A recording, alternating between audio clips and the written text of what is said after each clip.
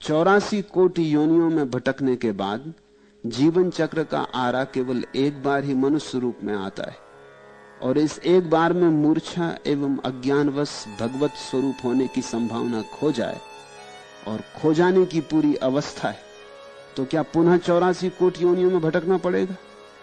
84 कोटि योनियों का अभिप्राय कृपा करके समझाइए और हमें भय से मुक्त करिए। भय से मुक्त मैं तुम्हें नहीं कर सकता, तुम ही कर सकते हो। भय वास्तविक है। तुम चाहोगे कि मैं तुमसे कह दूं कि नहीं जी, कोई चिंता की बात नहीं, 84 कोटि योनियां वगैरह नहीं होती, ताकि तुम निर्भर हो जाओ और लग जाओ अपनी वासनाओं की दौड़ में। फिर नहीं, ये मैं तुमसे नहीं कह सकता। ऐसा ही है, सत्य यही है कि ये जो वर्तुल है ये घूम रहा है। तुमने अगर मनुष्य होने का लाभ ना उठाया तो तुम मनुष्य होने का हक खो देते हो। इस सीधा सा गणित है। आखिर मनुष्य होने का हक तुम्हें मिला है किसी कारण से। बुद्ध से किसी ने पूछा, एक युवक आया, संन्यास्त होना चाहता था। उसने पूछा कि आपको देखकर, राह पर आपको चलते देखकर, आपकी ये प्रसादपूर्ण कांति, आपका ये अपूर्व अपार्थिव सौंदर्य, मेरे मन में भी बड़ी गहन आकांक्षा उठी, मगर मैंने कभी इसके पहले संन्यास का सोचा भी नहीं था, और मैं कभी धर्म इत्यादि में उत्सुक भी नहीं रहा। पंडित पुरोहितों से मैं जरा दूर ही दूर रहा। मेरे पिता और मेरे मां भी मुझे अगर कभी ले जाना चाहते हैं तो मैं बच जाता हूं हजार बहाने करके। पंडितों की बातें सुन के मुझे सिर्फ सिरदर्द हो आता और ऊब आती। मगर आपको देख के मैं बड़ा आंदोलित हो गया हूं और एक भाव उठता है भीतर कि मैं भी दीक्षित हो जाऊं।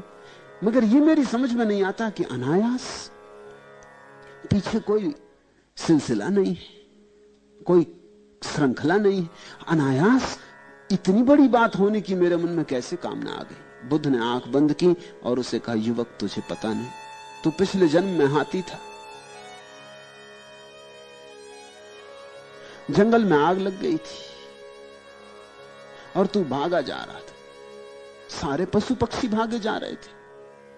थका मांदा तू एक वृक्ष के नीचे थोड़ी देर विश्राम करने को खड़ा हो गया। तेरे पैर थक गए थे और एक पैर के नीचे कांटा चुभ रहा था, तो तूने वो पैर ऊपर उठाया। जिस बीच तूने पैर ऊपर उठाया उसी बीच एक खरगोश तेरे उस पैर के नीचे आके बैठ गया।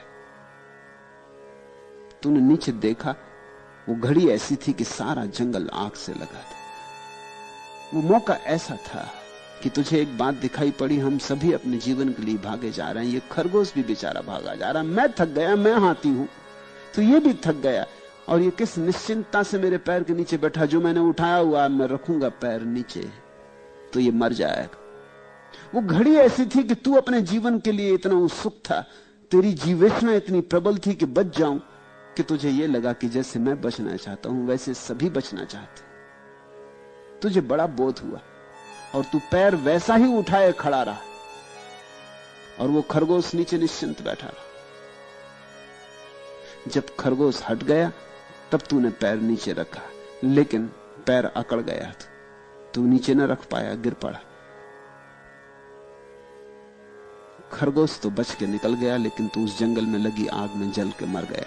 लेकिन मरते वक्त तेरे मन में बड़ी तृप्ति थी, एक बड़ी शांति थी, एक अपूर्व उल्लास था, एक आनंद का भाव था कि मैंने खरगोश को नहीं मारा, चलो मैं मर गया, ठीक। उसका फल है कि तू मनुष्य हुआ।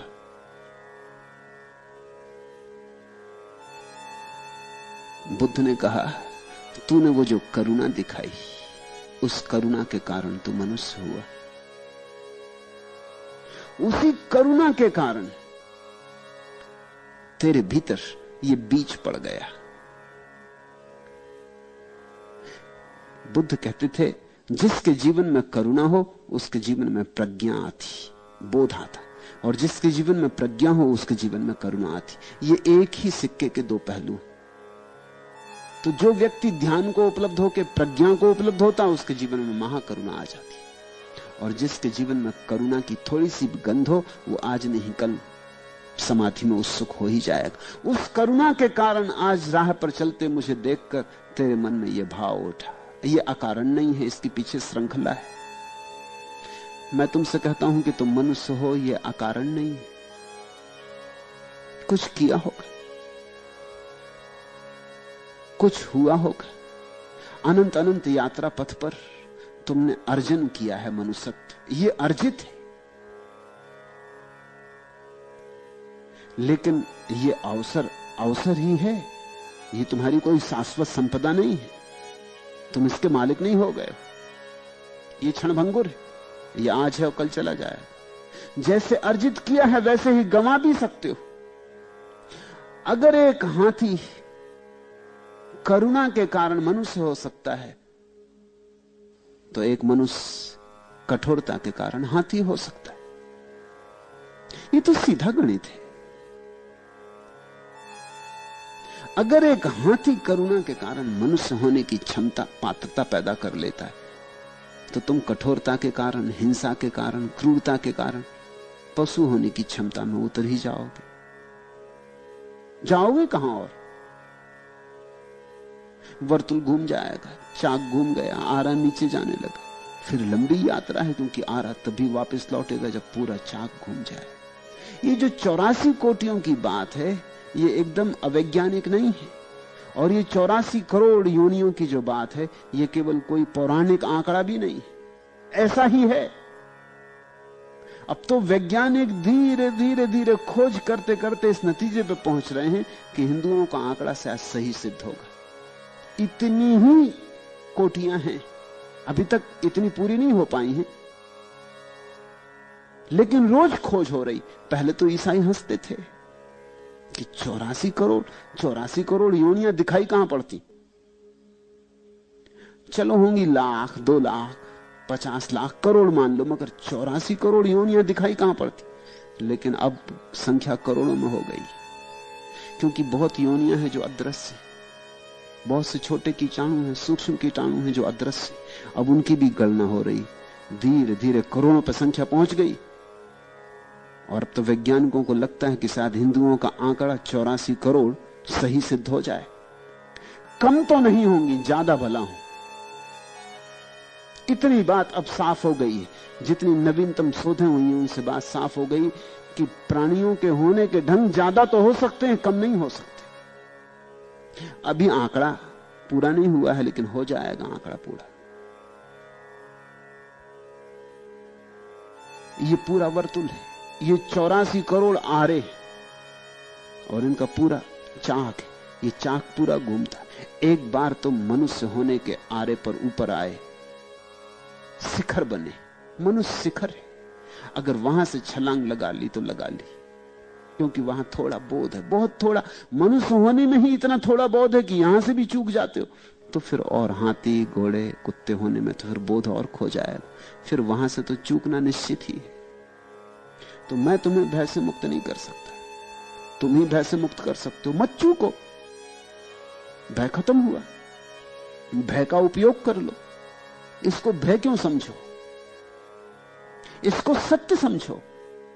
ऐसा ही समझो कि तुम जा रहे एक रास्ते पर, मैं तुमसे कहता हूं बाएं तरफ एक गड्ढा है, तुम कहते हो मार डाला। अब हम क्या करें? हमें भय से मुक्त करिए, कहिए कि गड्ढा नहीं। मैं तो कह दूं कि गड्ढा नहीं, लेकिन इससे गड्ढा सुनेगा नहीं, गड्ढा मिटेगा नहीं। मेरे कहने से खतरा बढ़ जाएगा। मैं कह दूं कि गड्ढा नहीं है, जाओ बेटा, मजे से जाओ, गीत गाते हुए जाओ, फिल्मी धुन गाना, कोई गड्ढा वगैरह नहीं है, तो तुम्हें डराने के लिए कहा था। अब तुम जरूर गिरोगे। गड्ढा है, दोनों तरफ है, रास्ता सकरा है, रस्सी की तरह पतला है।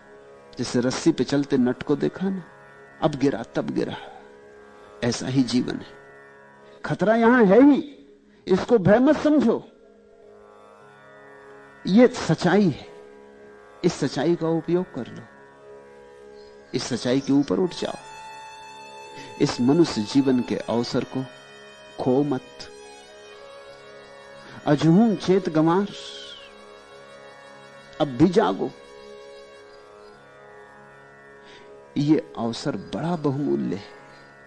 तुम जैसे गंवा रहे हो, इसलिए बेचारे पलटू दास को कहना पड़ता है गंवार, जैसे तुम गंवा रहे हो। जो गंवाए सो गंवार। तुम किस चीज में लगा रहे ये अवसर को? कोई स्त्री के पीछे दौड़ रहा, कोई पुरुष के पीछे दौड़ रहा, कोई धन के पीछे, कोई पद के पीछे। लेकिन यही तो तुम जन्मों जन्मों में, कोटियों कोटियों में, अलग अलग योनियों में करते रहे। वहां भी यही सब चलता है।